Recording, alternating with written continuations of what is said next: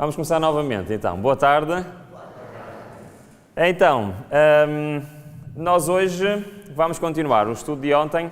Aliás,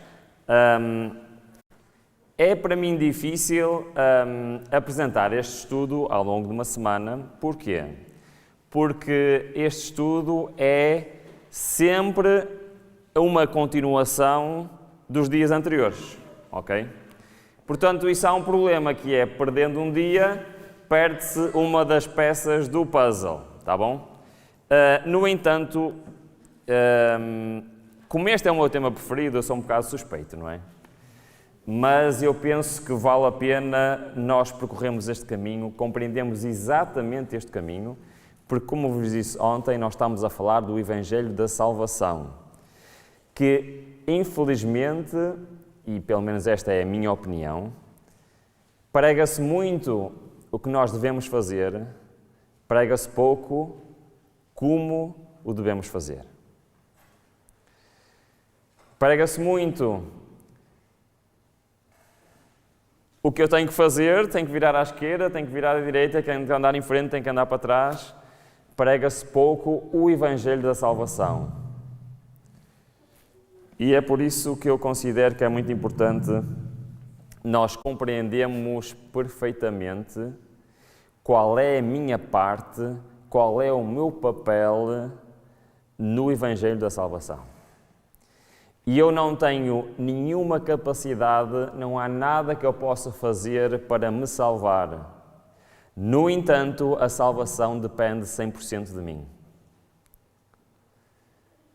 Perceberam o que eu disse? Concordam com o que eu disse? Eu não me salvo. Nada que eu possa fazer me dá a salvação. Mas sem a minha parte, eu não sou salvo. A salvação depende de mim. E eu penso que esta parte é muito importante. É eu saber qual é a minha parte. Porque se eu não sei qual é a minha parte, eu posso estar aqui na igreja, posso acreditar no Senhor e posso não estar a fazer a minha parte. Nós ontem vimos uma parte muito importante neste nosso estudo do santuário. Então, parte 2, nós vamos tentar hoje entrar no lugar santo. Nós ontem estivemos no pátio, lembram-se?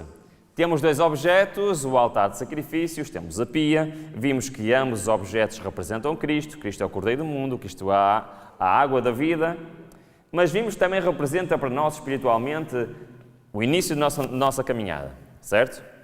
Nossa conversão, aceitar Cristo como nosso Salvador e a nossa decisão pelo batismo para pertencermos ao povo do Senhor, certo?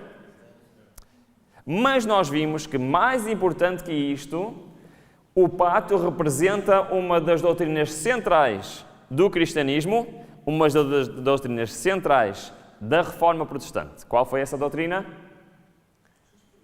A justificação pela fé. E nós vimos que a justificação pela fé é um sinónimo de... do quê?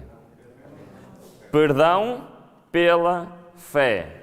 Ou seja, eu sou perdoado porque eu acredito que se confessar os meus pecados ao Senhor, Ele é fiel e justo para perdoar os meus pecados. Amém? Isto é a justificação pela fé. Bom, nós estamos a ver que, e vamos ver que existe um padrão no pátio, no lugar santo e no lugar santíssimo, que é a obra é 100% de Deus, mas eu tenho que dar autorização. Ok? O perdão está disponível para todos, mas nem todos recebem, porque nem todos cumprem com os requisitos. E esses requisitos são o arrependimento e a confissão e o aceitar o perdão do Senhor. Ok. Vimos então que, de facto, existe um caminho espiritual no santuário, vimos muitos textos para isto, vimos Cristo no santuário, vimos a nós no santuário, vimos que a justificação e o perdão são a mesma coisa e então que a justiça imputada, aquilo que acontece na justificação pela fé, é algo de muito importante.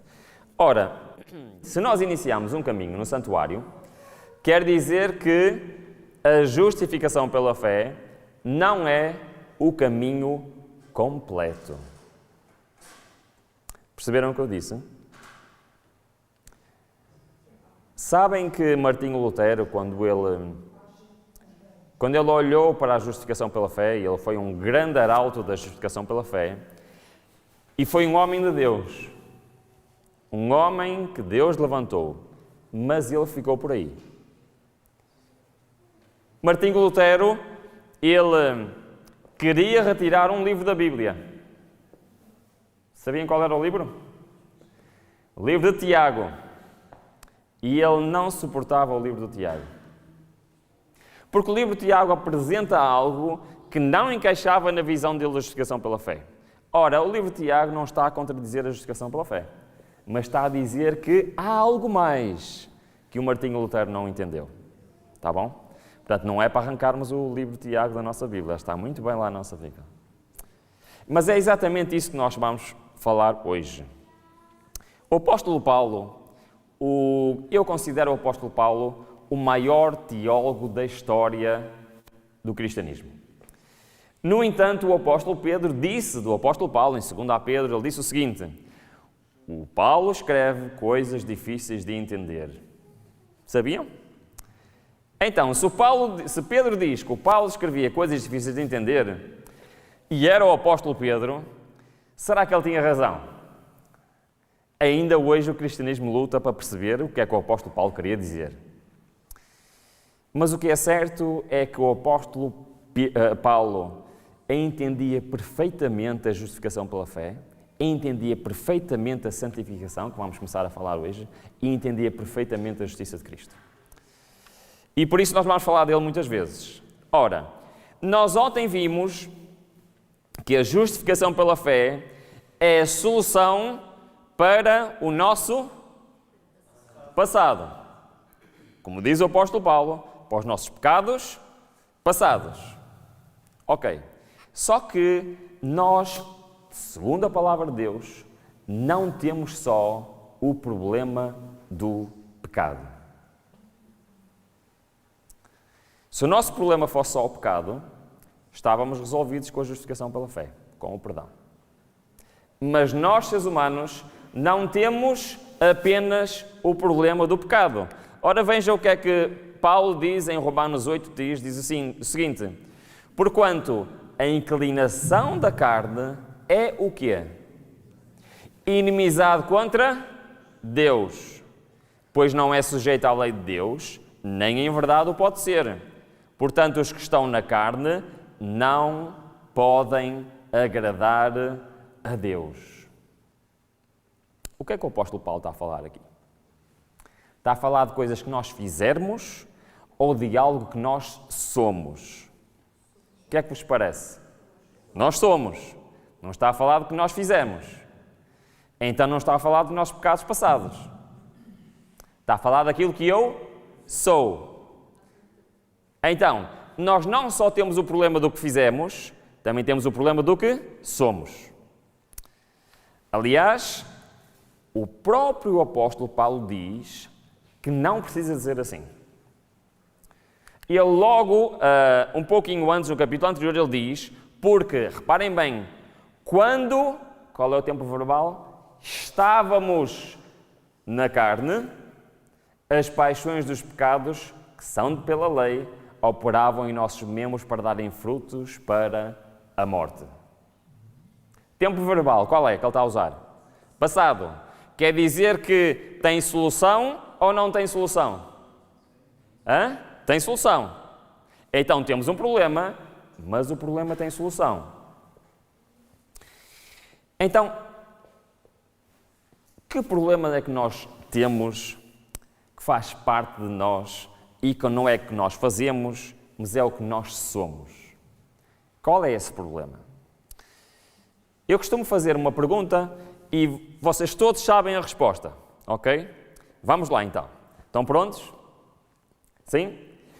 O que é que eu, Ruben, vou levar para o céu? Como é que vocês sabem isso?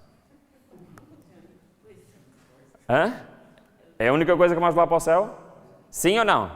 Sim. Muito bem. Agora, o que é que isso implica? Sabem que no céu não vai haver pecadores. A Bíblia diz que todos somos pecadores, mas também diz que no céu não vai haver pecadores.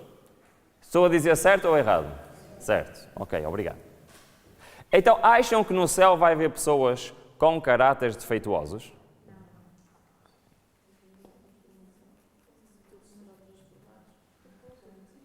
Pessoas com defeitos de caráter, com problemas da carne, como diz o apóstolo Paulo? É uma pergunta mais difícil? Ora, reparem o que é que Ellen White diz em relação a isso. Ninguém que tenha tido a luz da verdade entrará na cidade de Deus como transgressor dos mandamentos.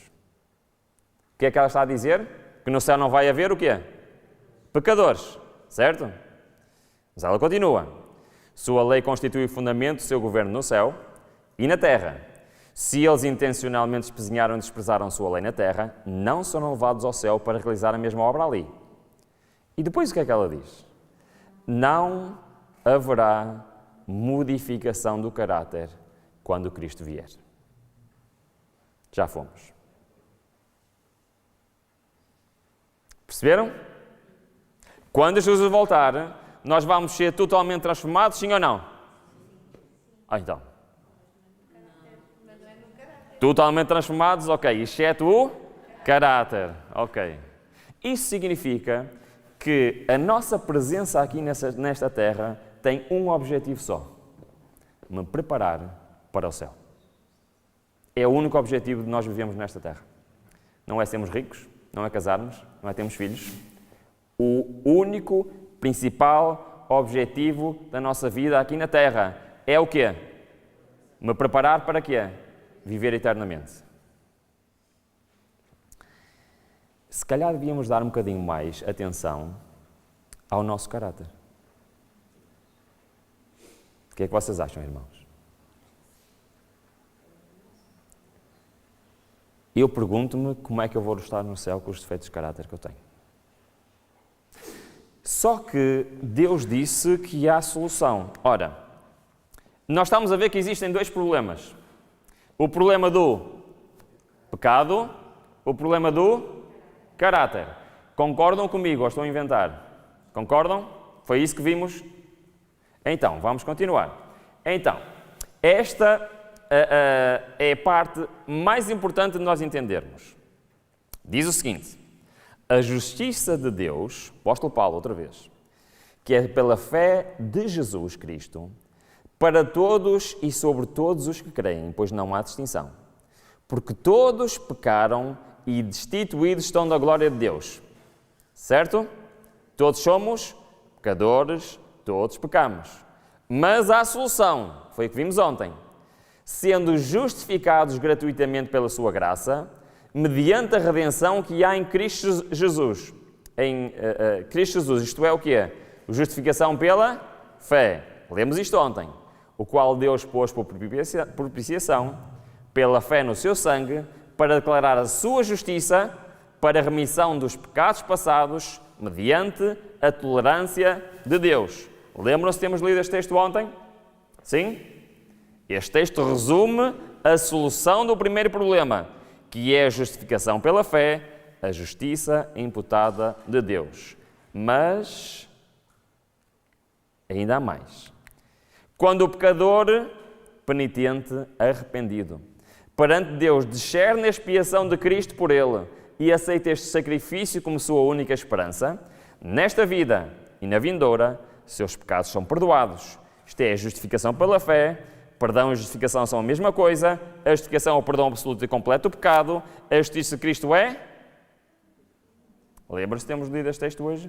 Então, eu vou pôr aqui num esquema para nós percebermos melhor. Isto é a solução que Deus apresenta para cada um de nós.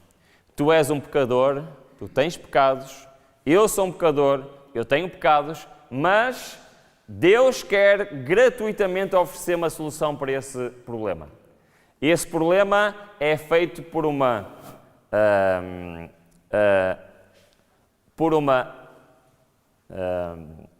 maneira que Deus instituiu, que é pela justificação pela fé. E aquele que é justificado recebe o que é da parte do Senhor? Recebe o perdão, que é o que é? Justiça imputada. Porquê que a justiça é imputada? Eu faço perguntas difíceis, não é? Porquê que a justiça é imputada no perdão? Vou já responder. Vamos ver outra coisa. Vamos ver mais um texto, eu já respondo. Diz o seguinte, este é um dos textos mais importantes desta semana. É imputada a justiça pela qual somos justificados. Aquela pela qual somos santificados é o quê? Comunicada. A primeira é o nosso título para o céu, a segunda é a nossa adaptação para ele. Vamos parar aqui. Irmãos, percebemos nós isto, o que é que isto quer dizer? Isto é muito importante. A justiça pela fé é imputada. Porquê? Porque ela não nos muda. Ela é-nos dada gratuitamente, mas não faz nenhuma mudança em nós. Nós, para sermos mudados, precisamos de outra justiça. É a justiça comunicada, essa passa a fazer parte de nós. Essa é aquela que nos transforma. Perceberam a diferença? Uma recebemos um título, um cheque, dizia estás perdoado, mas eu continuo a ser o mesmo Ruben. Na outra, Deus quer fazer o quê? Quer arrancar o pecado de mim. Quer arrancar o mundo de mim. Quer me transformar. E isso não é na justificação pela fé. Isso é na santificação. É por isso que uma é imputada e a outra é comunicada. A outra vai ser uma propriedade minha. Vai passar a ser minha. A outra é apenas um título que eu recebo. Estás perdoado aqui e eu vou-te substituir. Esta não. Esta vai-me transformar. Ora, eu quero fazer uma pergunta. E agora vou-vos dizer, e a seguir vamos ver se é verdade ou não. Nós entramos espiritualmente no santuário, deixamos o mundo para trás, entramos no pátio, que representa a justificação pela fé, certo? E depois o objetivo é entrar o quê? No lugar santo. E depois o objetivo é entrar no lugar santíssimo. Acham que estamos a descer em importância ou a subir em importância? A santificação é uma parte fundamental na vida de um cristão. Muitas vezes nós focamos no perdão, e o perdão é, claro, sem perdão não há nada, mas a justificação pela fé não é o fim do caminho para um cristão, irmãos. Por isso é que ele representa a nossa conversão. Mas ele não é o fim do caminho. Ele é o início do caminho. Então, vamos pôr isto no quadro para tentarmos perceber. Deus tem duas soluções porque eu tenho dois problemas. Então, para o problema do pecado, Deus oferece a justificação pela fé, a sua graça imputada. Para o problema do caráter, o Senhor oferece a santificação, que é a sua justiça comunicada. Uma está representada no pátio, a outra está representada no lugar santo. É no lugar santo que somos santificados. Tem lógica? Sim? Ok. Estamos prontos para conseguir prosseguir. Eu disse que nós estávamos a subir de importância. Agora reparem o que é que o apóstolo Paulo diz aos Hebreus. Segui a paz com todos e a santificação, sem a qual ninguém verá o Senhor. Não estamos a falar de coisas de pequena importância. Estamos a falar de coisas fundamentais para o nosso destino eterno. Concordam comigo? O apóstolo Paulo é muito claro em relação a este assunto. Então, se nós sabemos como funciona a justificação pela fé, sabemos, não é? Perdão. O perdão vem pelo arrependimento, confissão, certo? Arrependimento que é genuíno. Não é dizer ao Senhor, perdoa-me, passado meia hora estou a fazer a mesma coisa, certo? No entanto, Deus quer não só solucionar o nosso pecado, mas quer solucionar o nosso caráter. Ora, vamos tentar perceber, então, qual é a nossa parte na santificação. Acham que isto é importante ou não? Já sabemos qual é a nossa parte na justificação pela fé. Qual é a minha parte na santificação, na transformação do meu caráter? Se é tão importante, porque é aquilo que eu vou levar para o céu, se é aquilo que não vai ser transformado na segunda vinda de Cristo, não acham que é importante nós sabermos como é que o nosso caráter poderá ser transformado? Sabem que eu andei vários anos a tentar encontrar algum pastor, algum teólogo que me explicasse exatamente isso. O que é que eu tenho que fazer para ser transformado? E eu orei ao Senhor 5 anos para Ele me responder qual era a minha parte no Evangelho da Salvação. E quando Ele me respondeu, a resposta estava mesmo à frente dos meus olhos e eu não a via. E hoje, amanhã e terça-feira, vamos ver passo a passo o que é que eu tenho que fazer para o Senhor fazer este milagre na minha vida. Bom, vamos continuar. Senão o tempo começa a passar e eu começo a divagar. Diz o seguinte, Paulo continua, mas nós devemos sempre dar graças a Deus por vós, irmãos, amados do Senhor, porque Deus vos escolheu desde o princípio para quê? Nós fomos escolhidos para isto, irmãos. Nós aceitámos a Cristo como nosso Salvador para sermos transformados à sua imagem. Fomos escolhidos pela santificação do Espírito e a fé na verdade. A santificação vem pelo Espírito Santo, é Ele que faz essa obra, ok?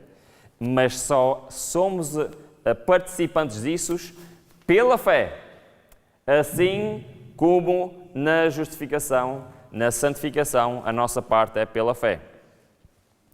Ora, depois de eu entender um pouco melhor como é que isto funcionava, eu voltei a ler a Bíblia, ok? Porque a partir daquele momento a Bíblia tornou-se diferente para mim. E em todo o lado eu encontro isto agora. Vou dar só um pequeno exemplo para vocês perceberem. Olha, reparem.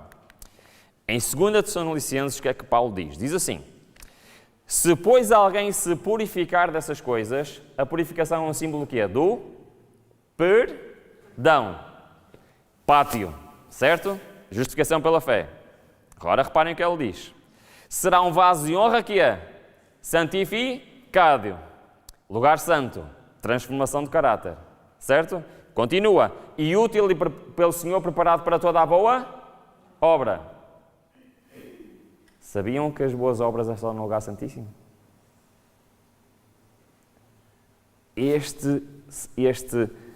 A alegoria do Senhor do Santuário está presente em toda a Bíblia. Só em Deuteronômio está em quase todos os capítulos. Fala da purificação, santificação e obras. Sempre. Isso é o Evangelho do Santuário, o caminho da santificação. Ok, então, já que temos 2 problemas, Deus diz-nos que há a solução, temos que perceber como é que isto funciona. Eu sempre ouvi dizer desde pequenino que nós somos transformados pela... Então, deixaram-me sozinhos agora. Que nós somos transformados pela... Não estamos lá. Vamos lá.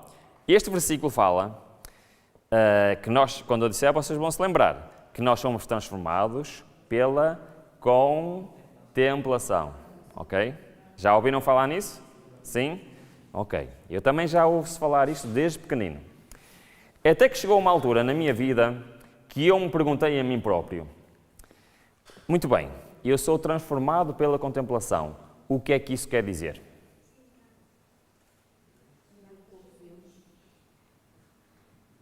Ok, muito bem.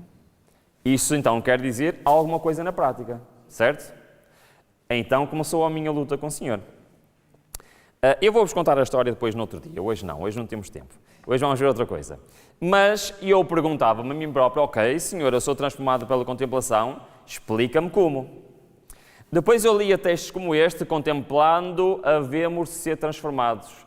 E ao meditarmos nas perfeições do modelo divino, desejaremos tornar-nos inteiramente transformados e renovados na imagem de sua pureza. É pela fé, reparem, pela fé, no Filho de Deus que se efetua o que é? Transformação do caráter. E o filho da ira torna-se filho de Deus. Passa da morte para a vida. Torna-se espiritual e discerne as coisas espirituais. E eu orava ao Senhor e dizia, é isto que eu quero para a minha vida. Mas depois perguntava, como é que isto funciona? Eu queria saber, genuinamente queria saber. Porque se eu, para ser perdoado, tenho que fazer a minha parte, eu, para ser santificado, se calhar também tenho que fazer a minha parte. O que é? Então, vou só contar um bocadinho da história, então, não estou a resistir. Eu orei por este assunto 5 anos seguidos. E eu continuava sem saber, eu ouvia pregações, eu ouvia tudo e não havia uma resposta concreta. O que é, Senhor, o que é que eu tenho que fazer para Tu poderes transformar o meu caráter? E um dia eu estava a sair da reunião de oração, de quarta-feira, em Espinho, vinha para casa, e eu tenho o hábito, muitas das vezes, de ouvir livros enquanto estou a conduzir, tá bom? Gosto de ouvir, já ouvi a Bíblia inteira, já ouvi vários livros, e eu vim ouvir o livro, pela segunda vez, o de Já Todas as Nações, é um dos meus livros preferidos. Então, eu estava a ir embora, estava a conduzir, estava a ouvir o livro, e naquele livro tem 2 passagens em que Deus respondeu diretamente à minha oração e me disse, é exatamente isto que tens que fazer. E daí surgiu este seminário, ok? E eu gostava de partilhar isso com vocês hoje, amanhã e terça-feira. Então, vamos começar. Se nós quisermos ter um caráter semelhante a Cristo, temos que fazer algumas coisas. Reparem bem no que eu estou a dizer. Aquilo que eu faço não transforma o meu caráter. Perceberam? Ou não? Aquilo que eu faço é eu dar autorização a Deus para transformar o meu caráter. Perceberam a diferença? Vamos comparar com o perdão. Aquilo que eu faço não perdoa os meus pecados. Aquilo que eu faço dá autorização a Deus para me perdoar. Tem lógica, sim ou não? Sim? Então, eu quero vos dizer que não há nada que eu possa fazer para transformar o meu caráter. Mas há tudo o que eu possa fazer para Deus o transformar. Então, eu tenho que saber exatamente o que é que eu tenho que fazer para Deus transformar. É que se eu não fizer, eu vou estar a vida toda na igreja e o meu caráter vai estar igual. Perceberam o que eu disse? Acham que é esse o plano que Deus tem para a minha vida? Eu estar 50 anos na igreja e o meu caráter estar exatamente igual? Então, diz o seguinte, se quisermos desenvolver um caráter que Deus possa aceitar, precisamos de fazer alguma coisa. Formar o quê? Hábitos corretos em nossa vida religiosa. E esses hábitos são 4. Só se eu puser em prática estes 4 hábitos na minha vida é que Deus pode transformar o meu caráter. Perceberam, sim ou não? Pergunta, acham que é importante eu saber quais são estes 4 hábitos? Ok, então vamos lá. Vamos começar pelo primeiro, que é o que dá início a tudo isto.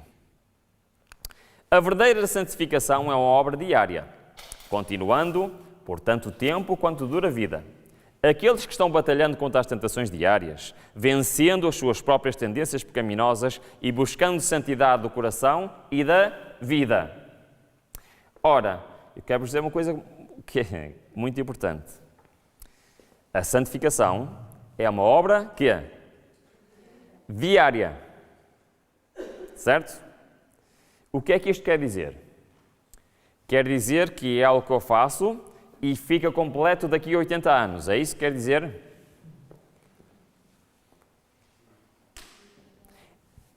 Isto quer dizer que a santificação tem que ser feita todos os dias. Perceberam? A santificação tem que ser feita quantas vezes? Todos os dias.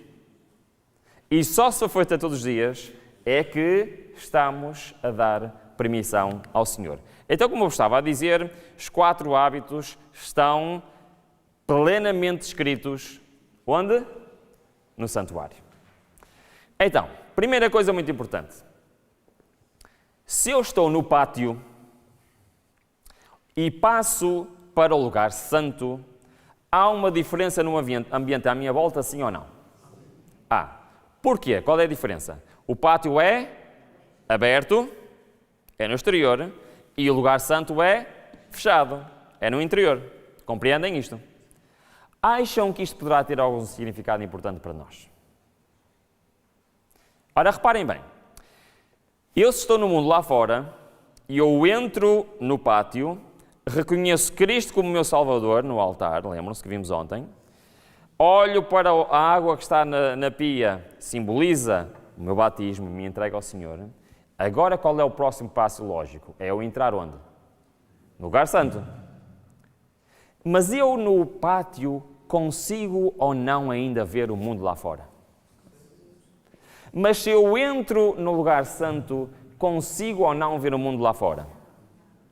Não. E eu quero vos dizer que isto é um dos aspectos mais importantes do nosso processo de santificação. Diz o seguinte: mediante a contemplação, contemplar nós precisamos usar quais órgãos? Os olhos e por vezes os ouvidos. Ok? É aquilo que nós metemos para dentro aqui, certo? Agora reparem, mediante a contemplação da perfeição do caráter divino e reclamando a justiça de Cristo como sendo nossa pela fé, havemos ser transformados à mesma imagem. Agora reparem o que é que ela diz.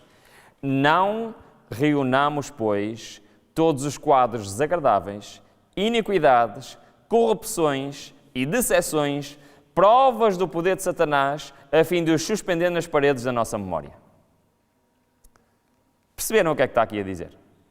Sim ou não? O que é que está aqui a dizer? Que se eu quero ter um caráter como o de Cristo, o que é que eu tenho que fazer? Reparem, eu sou transformado pela contemplação, mas em primeiro lugar eu tenho que deixar de contemplar. O que é que eu tenho que deixar de contemplar? O mundo lá fora. Ora, eu posso estar na igreja, posso ser um membro batizado e continuar a contemplar o mundo lá fora. E sabem o que é que acontece? É impossível Deus transformar o meu caráter. Porquê? Porque nós somos transformados pela contemplação. Se eu estou a contemplar o mundo, por quem é que eu sou transformado? Pelo mundo. Bom, vamos lá ver se isto faz sentido. O próprio Cristo diz assim: se o teu olho te fizer tropeçar, arranca-o e lança-o de ti. Melhor é entrares na vida com um olho do que tendo 2 olhos seres lançados no inferno. O que é que ele está a dizer, Cristo? O que é que ele está aqui a dizer? Vamos andar todos aqui sem um olho, é isso? O que é que isto quer dizer, irmãos? Quer dizer que aquilo que nós vimos pode custar a nossa salvação. Aquilo que eu ponho diante dos meus olhos pode custar a minha salvação. Certo ou errado? Mas nós devemos fechar os olhos para não vermos nem aprendermos o mal. Devemos fechar os ouvidos para que não ouçamos o que é mau e não obtenhamos o conhecimento que nos mancharia a pureza de pensamentos e de ação. O primeiro passo, eu entrar no lugar santo, significa o quê? Que eu tenho que retirar o mundo dos meus olhos e dos meus ouvidos. Concordam? Isto não é nenhuma novidade para vocês, pois não. Decorria o ano de 2017 e eu estava com um problema espiritual. Sabem qual era esse problema espiritual? E eu não conseguia passar tempo com o Senhor. a estudar a sua palavra. Ok? Eu não conseguia. Eu tentava muitas vezes. Muitas vezes eu até na cama deitava-me, abria a palavra de Deus e começava e tal. E era uma, como se diz na minha terra, perdoem-me, era uma seca. Não sei se já isto aconteceu com vocês, mas isto era uma realidade na minha vida. Eu não conseguia. Bom, é verdade que eu sou um pouco disléxico, para mim ler não é a melhor coisa do mundo, não é? Mas eu não conseguia, não tinha o hábito de pegar na palavra de Deus e estudar. Eu era monitor da escola sabatina e se não fosse monitor então eu que não estudava nada. Graças a Deus que eu sou monitor da escola sabatina desde os meus 18 anos, porque obrigavam-me ao menos a estudar a lição. Mas de resto eu não estudava a palavra de Deus e não conseguia. Eu tentava, mas eu não conseguia. Então eu lembrei-me. Então eu comecei a orar a Deus em 2007, a pedir ao Senhor uma coisa muito simples. Ajuda-me a ter vontade para estudar a Tua palavra. E eu comecei a orar. Bom, ao fim de 4 anos, esta oração tinha resultado em quê, sabem? Absolutamente nada, estava tudo igual. Tudo igual. Mas em 2011, eu tenho que começar por algum lado, não sei o que é de fazer. E eu lembrei-me que quando tinha 15 anos, 15 ou 16 anos, que eu numa das férias que fiz no Algarve, levei um livro que me marcou muito. Porque eu li nessas férias um livro lá, estendido na praia, enquanto esperava com os meus pais, que digamos que estar estendido ao sol não é o meu passatempo preferido. Mas eu levei um livro, foi o livro A História da Redenção. Até hoje não me lembro do que eu li nesse livro. Ok? Mas eu nunca mais li nenhum livro de Espírito e Profecia. Até essa altura. Até 2011. Então eu li um bocado de um livro e o que lá estava escrito trouxe-me um grande problema. É que a citação, por acaso esqueci-me de pôr, podia ter trazido, diz o seguinte: os filhos de Deus vivem vidas totalmente diferentes das pessoas do mundo. Já leram alguma vez esta citação? Estou a parafrasear, não são exatamente estas palavras, mas diz o quê? O que é que diz? Que a vida no verdadeiro cristão é o que é? Semelhante ou diferente do mundo? Diferente. Ok. Então, imaginem esta cena. Estamos em dezembro de 2011 e eu estou sentado na sala do meu melhor amigo, ok? Onde nós íamos muitas vezes. Estou num intervalo de um jogo de futebol que estávamos a ver os dois juntos. No intervalo estávamos a jogar PlayStation, que era o que nós fazíamos sempre, estávamos juntos. E era uma pessoa que eu estava muitas vezes juntos porque somos muito parecidos. Estudámos juntos na universidade, tínhamos os mesmos gostos, tínhamos os mesmos hábitos e tínhamos os mesmos passatempos. Por vezes até passávamos férias juntos e as nossas vidas eram praticamente iguais. Só que há um problema. É que esse meu amigo nem sequer acredita em Deus. Perceberam o que eu disse? Ok. Então eu estava sentado lá no intervalo do jogo e veio-me este pensamento: um verdadeiro cristão é totalmente diferente das pessoas do mundo. E aquilo começou-me a fazer muita confusão. É que nessa altura eu dava o horário à minha esposa das horas em que iam dar os meus jogos de futebol, porque ela já sabia que naquelas horas não poderíamos sair de casa. Eu tinha todos os canais de desporto da televisão.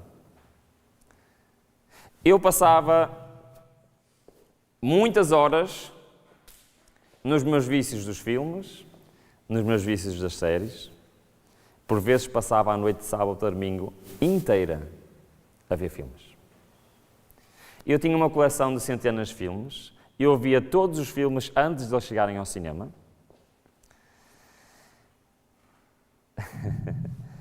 Ou seja, e eu estava constantemente a contemplar o quê? O mundo. Concordam comigo ou não? Então eu estou lá sentado na sala desse meu amigo e de repente o Senhor está-me a dizer assim: ora, há aqui alguma coisa que não está a bater certo. É porque tu és exatamente igual àquele e aquele nem sequer acredita em mim. E aquilo começou a fazer muita confusão. Muita confusão mesmo.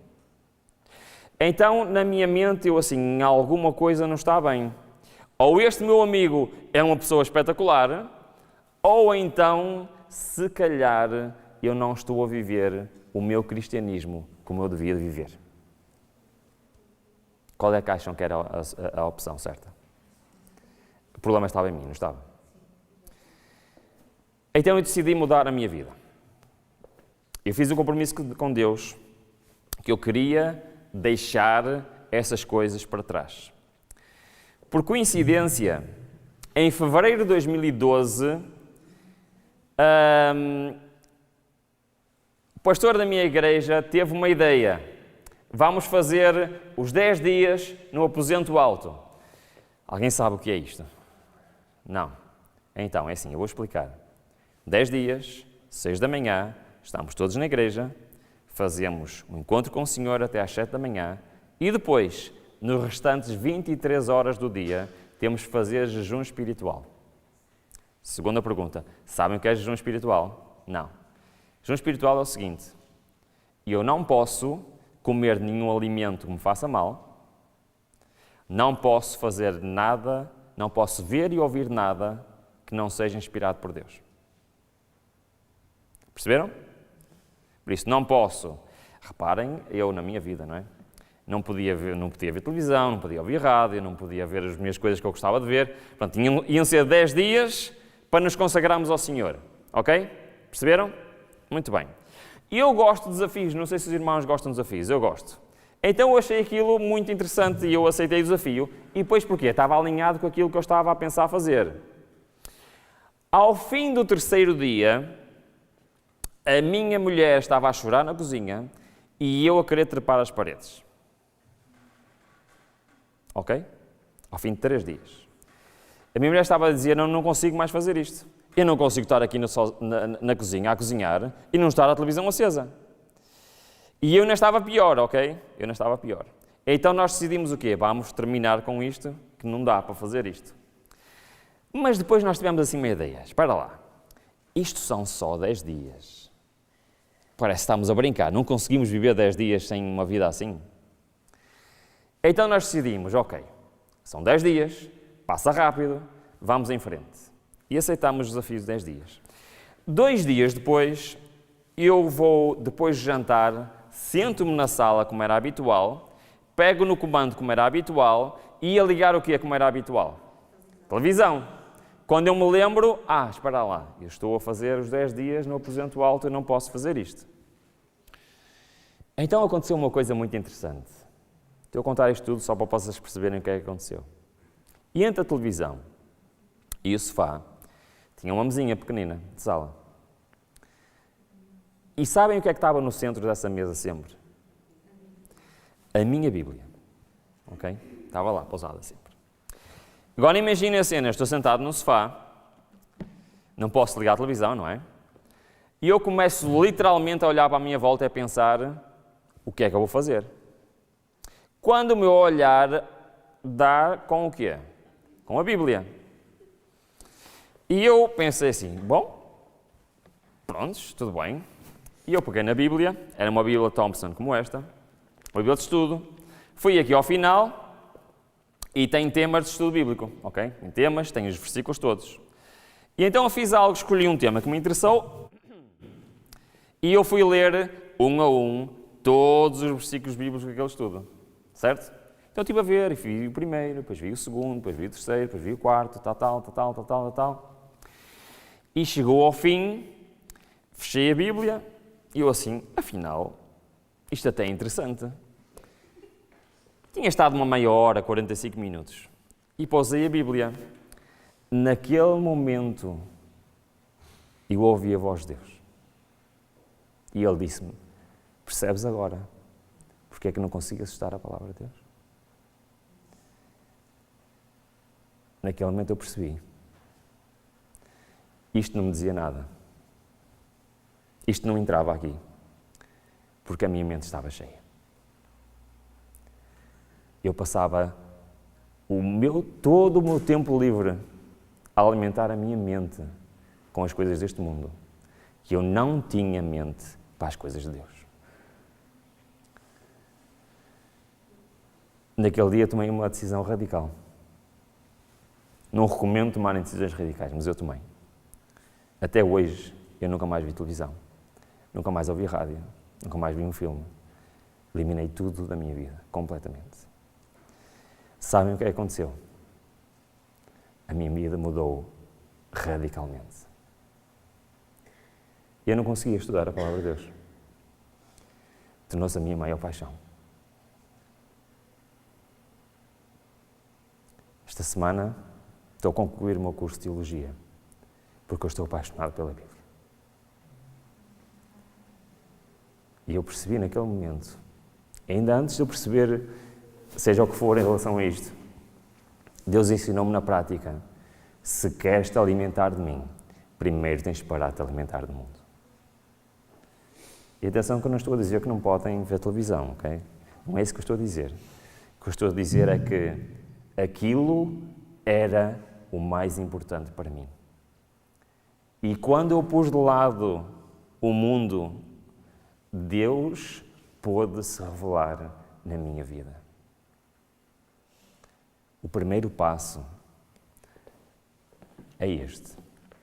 É eu fechar os meus olhos, é eu fechar os meus ouvidos àquilo que eu sei que me faz mal.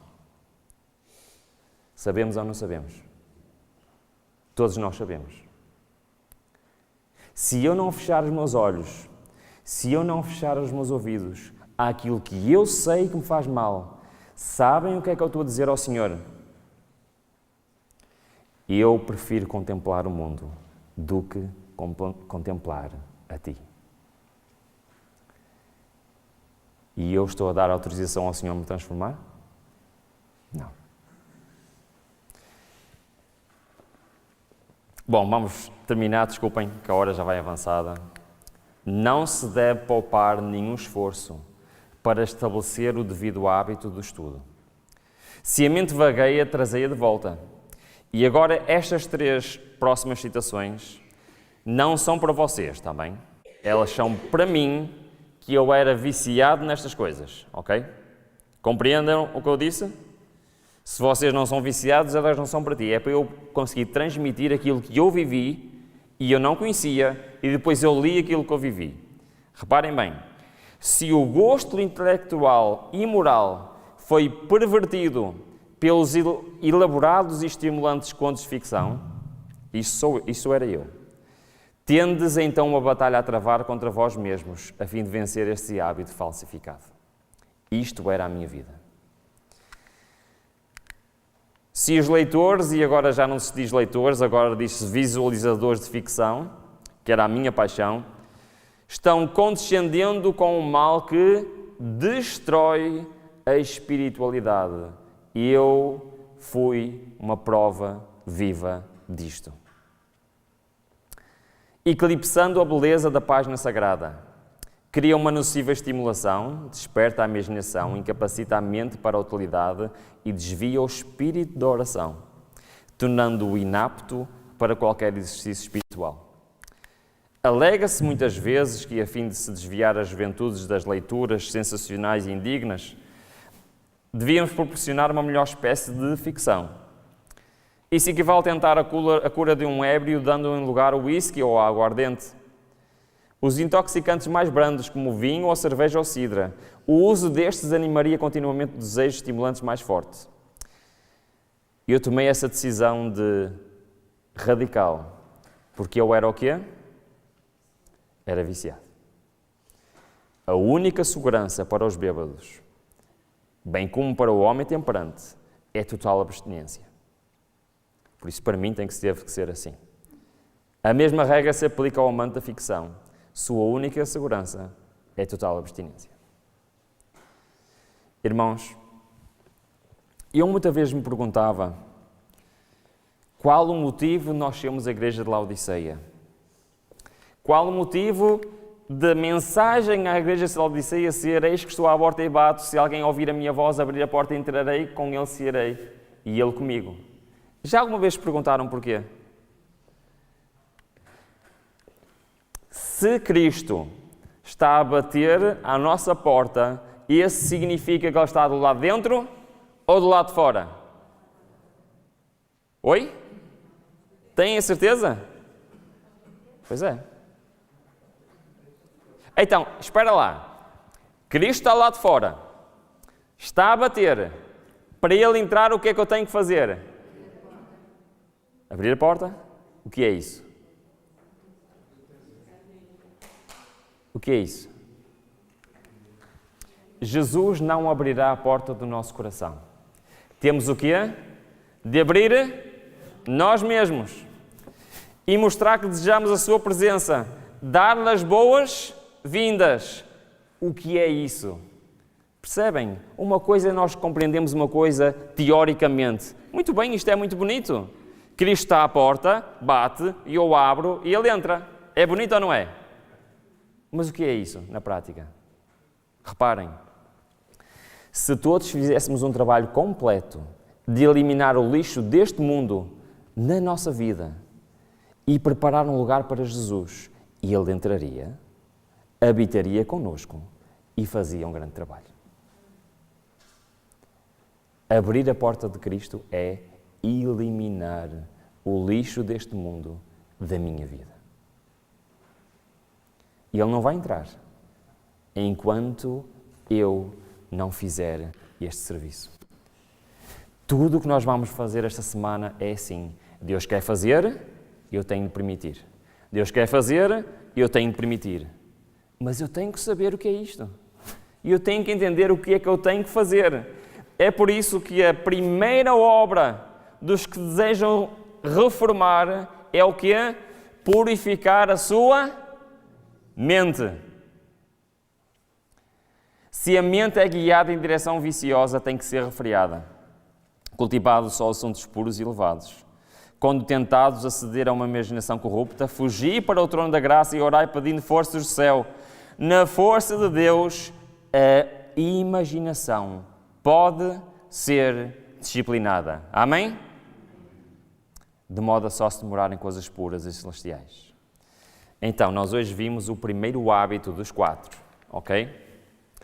Eu quero vos dizer que os outros hábitos são mais importantes do que este. Mas os outros hábitos dependem deste. Primeiro lugar, então, e eu tenho que deixar de contemplar as coisas que eu sei que são inspiradas por Satanás, que eu sei que não deviam de entrar na minha mente. E isto é eu a dizer ao Senhor: Senhor, entra na minha vida. Senhor, transforma o meu coração. Mas isto é só o primeiro passo, irmãos. Temos mais dois passos, com 3 hábitos, que são fundamentais para a nossa vida cristã. E é por isso que a mensagem de amanhã e a mensagem de terça-feira são as mais importantes. Mas eu não queria terminar hoje sem te dizer algo. Deus quer-te transformar. Deus quer-me transformar. Sim ou não? E eu quero ser transformado. Sim ou não? Sabem que se eu soubesse que naquele terreno que está aqui em frente, que está à venda, está ali um terreno à venda, já repararam? Se eu soubesse que lá enterrado estava um tesouro de 10 milhões de euros, o que é que eu ia fazer? E eu ia fazer tudo para quê? Para comprar aquele terreno. Eu, como cristão, não ia lá buscar porque ele não é meu. Mas podia comprá-lo ou não podia? Podia. A partir do momento que eu comprasse aquele terreno, qual era a primeira coisa que eu ia fazer? Eu acho que eu nem dormia enquanto não comprasse o terreno. Certo? Faríamos isso ou não? Sou só eu? Vocês fariam isso, sim ou não? Porquê? Porque lá é um tesouro de grande valor. Deus quer nos dar algo que é muito mais valioso que isso. Será que eu tenho a mesma atitude que eu teria para com esse tesouro terrestre? Qual é a nossa prioridade na vida? Um caráter semelhante ao Cristo vale mais que 10 milhões de euros? Uma vez alguém perguntou: o que é que tu fazias se eu te desse um valor astronómico de dinheiro, 10 milhões de euros? Melhoraria a tua vida ou não? E depois disseram a seguir a seguinte pergunta: muito bem, eu dou-te 10 milhões de euros, mas da primeira vez que tu adormeceres, nunca mais vais acordar. Sabem o que é que a pessoa respondeu? Queres os 10 milhões de euros ou queres adormecer e nunca mais acordar? O que é que a pessoa respondeu? O que é que vocês acham? O que é que vocês responderiam? Queriam esses 10 milhões de euros? Eu não queria. Para que é que me serviam os 10 milhões de euros se eu não ia mais acordar? Certo ou errado?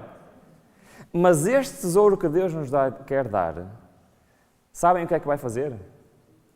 A vida eterna ao seu lado, no sítio mais maravilhoso que nós nem conseguimos imaginar.